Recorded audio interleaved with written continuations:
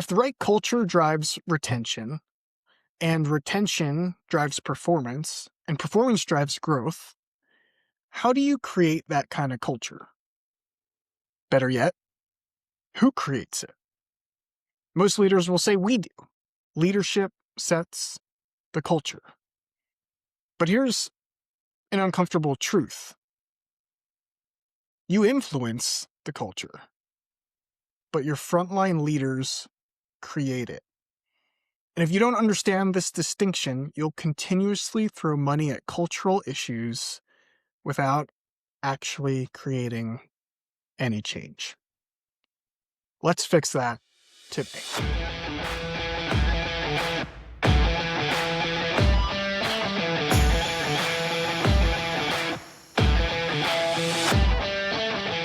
Welcome back to the Frontline Leadership Podcast, where we help frontline leaders become professional leaders that transform their business bottom lines in the process. I'm your host, Craig Coyle, and over the first 3 weeks of the podcast, we talked about why so many new leaders fail, how to develop them systematically, and what it costs us when we don't. This week, we're going to deep dive an incredibly important issue, and that's our culture and the role our frontline leaders play in it. Why this is a strategic issue and not just an HR problem. Let's dive in. Today, I just want to start with a simple definition in order to provide a baseline for our conversation today. So what is culture? It's a word we throw around and talk about in leadership all over the place. But what is it? How do we define it? Here's a definition that I'll offer up to you today. Our culture is the collective dynamic that results from the relationship and the purpose within our organization. It's not our values on the wall. It's not the mission statement that senior leaders or executives might create. It's not what we're saying in all hands meetings. No. It's not what we want it to be. It's not what we hope it will be. It's not what we're trying to will into existence. No, our culture just is. That's it. It's what people experience through the relationships and how connected they feel to the purpose of their work. And here's the critical part that I think so many leaders miss. Culture is a lag measure, not a lead measure. And because that's the case, you cannot fix culture directly. It's an output. It's the result of how leaders build relationships and drive purpose or don't. And so if you want to change your culture, you have to change the input. And the input is the quality of the leadership in your organization at all levels and how they connect with each other. Because while senior leaders can influence culture, it's ultimately the frontline leaders who directly influence a majority of the organization that create it and bring it to life. And so today, we're going to walk through exactly what that means and why investing into these frontline leaders, understanding the impact they have on our culture, is one of the most important investments that we can make. So let's break this idea of culture down. Culture has two components: relationships and purpose. Relationships: how do people interact, communicate, support each other, whether that's peer-to-peer or individual to supervisor? Do they trust their leader? Do they feel valued? Do they have psychological safety within your organization? And now let's look at purpose. Do people understand why their work matters? Do they see how they contribute and how it plays into the greater picture of the organization at large? Do they feel connected to something bigger than themselves? Do they have a reason for getting out of bed each and every day? See, when both are strong, you have two ingredients that create an engaging result in your organization. In other words, you create engagement. People show up, they care, they contribute, and they have a reason to stay and seek more. But when you're missing one or both, people disengage. Not intentionally or intuitively, but subconsciously, they shift into a clock in, clock out mentality. And it's just how we're wired psychologically when we don't have these two ingredients working together. What does that turn into? Quiet quitting, turnover, and the rest is history. Here's what I think most companies tend to misunderstand or misread. Culture isn't something that you can create by just announcing new values or repeatedly saying things over and over or giving people certain things that they have to read on the back of their employee ID card.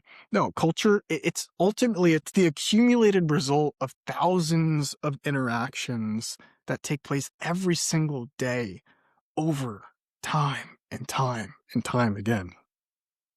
Culture is something that's already happened. It's the past. It's something that's being created, whether you recognize it or not, whether it's something that you want or not, whether you're intentional about creating it or not. Which means if you want a different culture, you don't start by trying to fix the culture you have. No, you have to identify what the inputs to that culture are. And you have to address those inputs so that they can create the culture that you want. See, in most organizations, especially the industrial organizations I'm mostly speaking with today, that's your frontline leaders. Now, frontline leaders don't play the only role in culture. They just play a very important one. They play the role that brings culture into existence. But in order to fully understand this and bring clarity to it, let's talk about the roles that senior leaders and frontline leaders play, and maybe a little bit about what happens in between those two roles as well. See, senior leaders define the organizational direction, purpose, mission, vision, strategy. They set expectations and model how relationships are supposed to work throughout the entire organization. They build the systems that develop and organize and run things operationally each and every day. They influence culture through the decisions, investments, and infrastructure they intentionally design and create. Now, let's juxtapose that with our frontline leaders. Our frontline leaders execute relationships daily across the entire organization. That can be through coaching, it can be through feedback, support, accountability.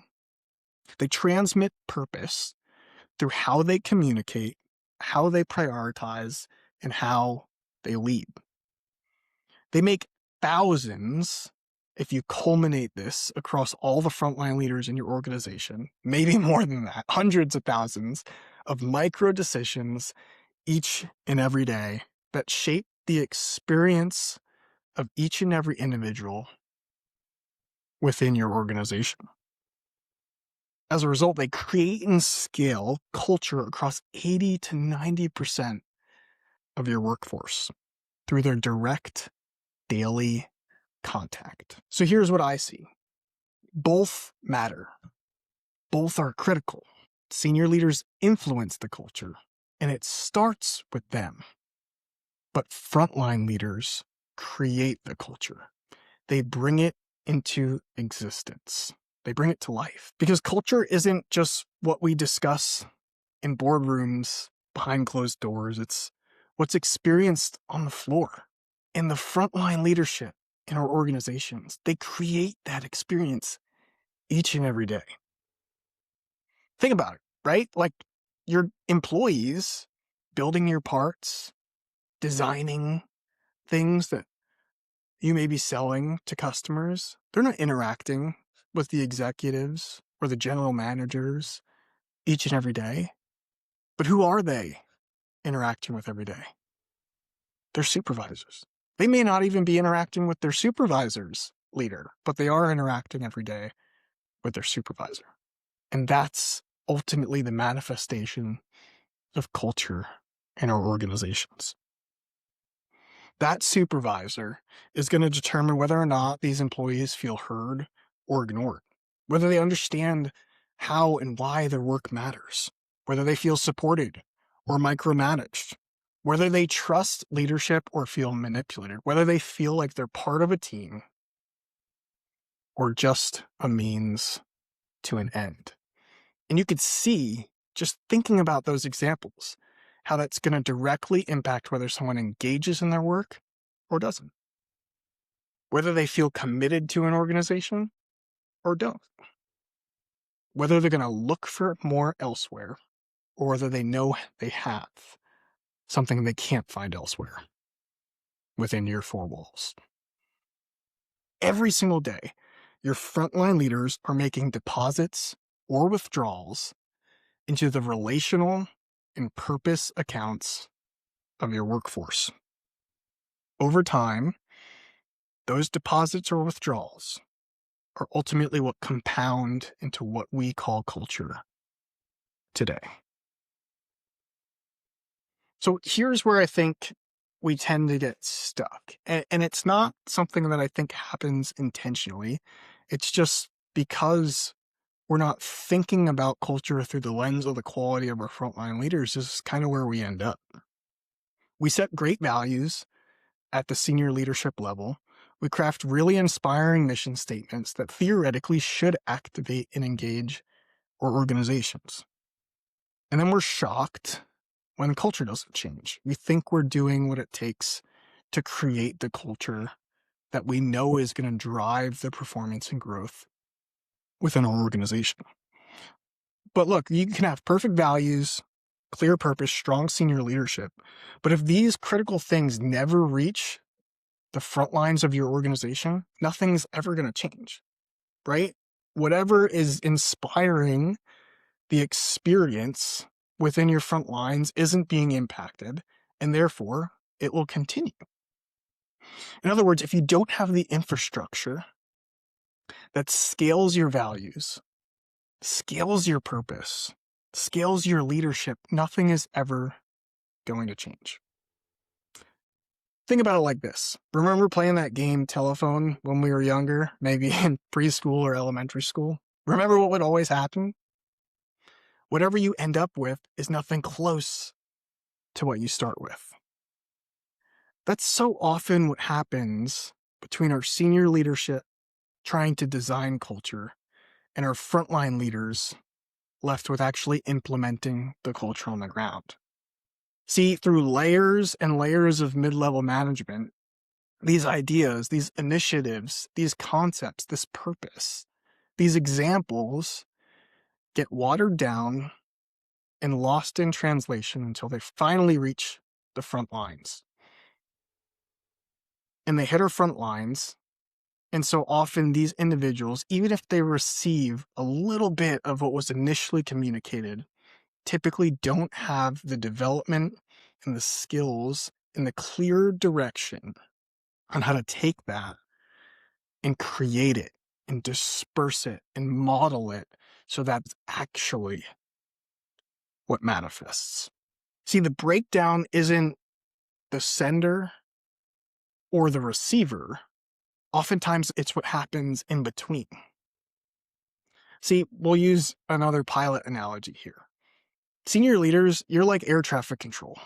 You're responsible for the airspace and all of the aircraft flying through your airspace, their safety, their direction, how they all work together.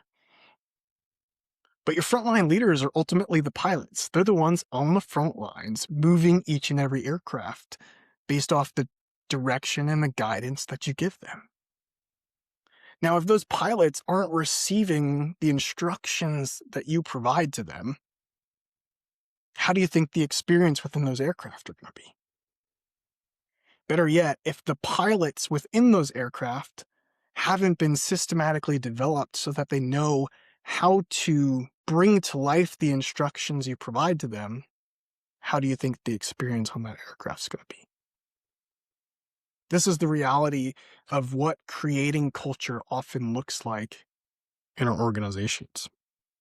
See, the flight experience is defined by the pilot, not by air traffic control, even though air traffic control has a huge influence on it.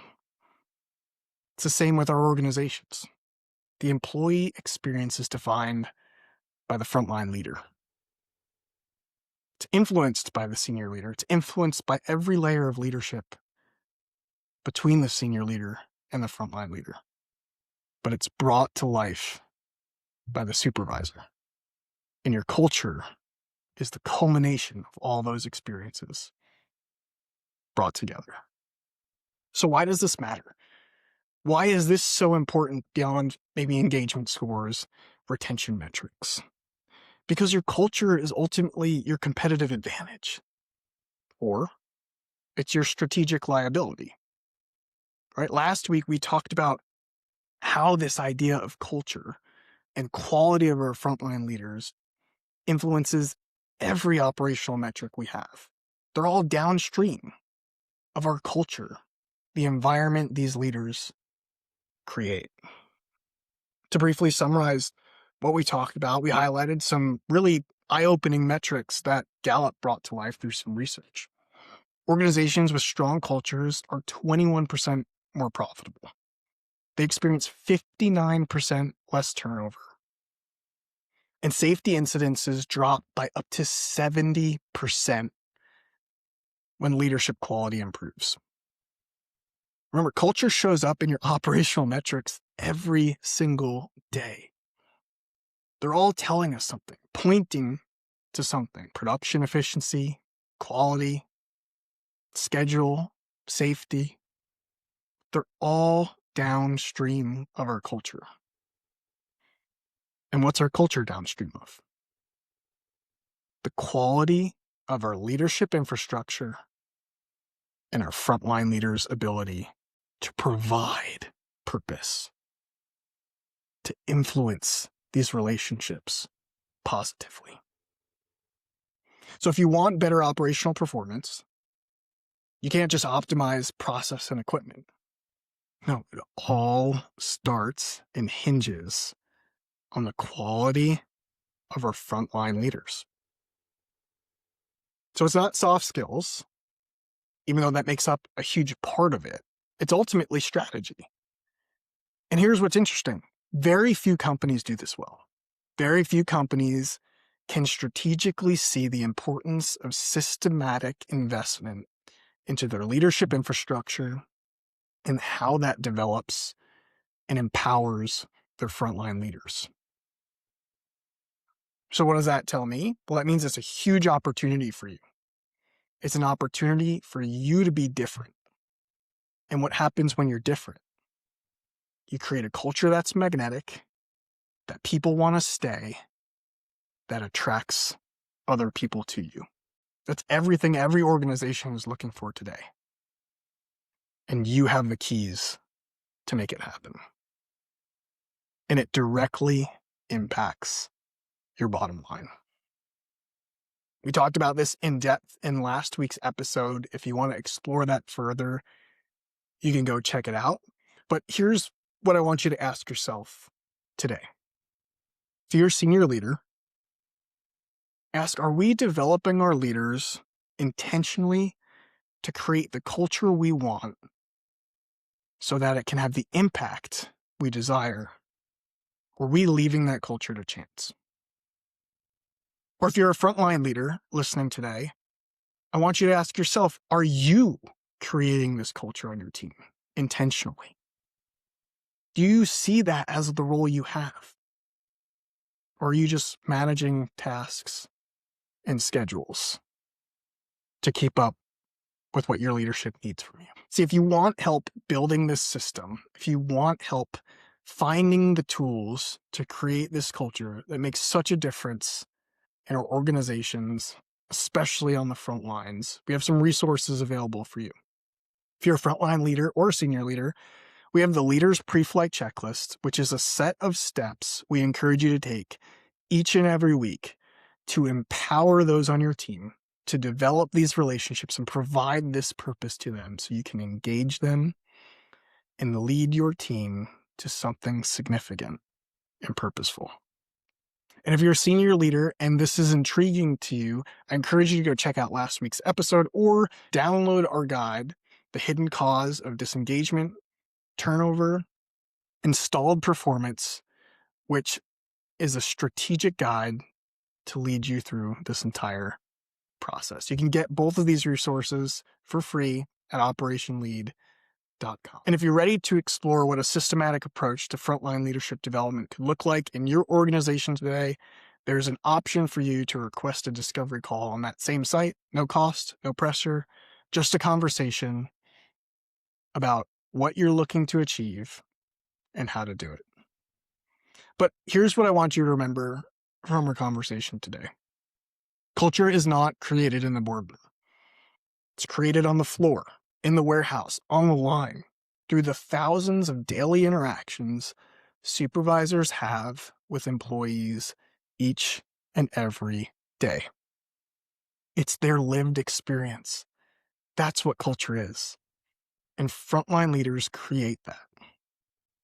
But you have the tools, you have the influence to help them create one that makes a difference, a positive difference for them, for you, and for the people that they lead. Senior leaders set the strategy. They can even design the culture.